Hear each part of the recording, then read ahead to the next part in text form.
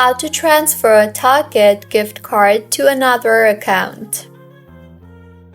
Hello everyone, I am Bishaka and welcome to our channel. I will take you through the step-by-step process on how to transfer Target gift card to another account.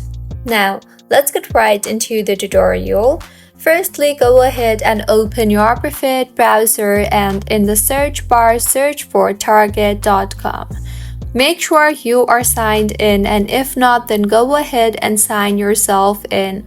Once signed in, go to your cart, and if you do not have items on your cart, add items to your cart and further go to your cart and tap on the Proceed to Checkout button. Once you are in the checkout page, you will see the gift card tab. Tap on the Add option in the gift card tab and you will be asked to enter your gift card number and your access number.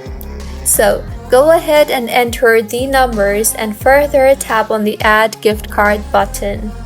Once your gift card is added, contact Target customer service at the number shown on the screen.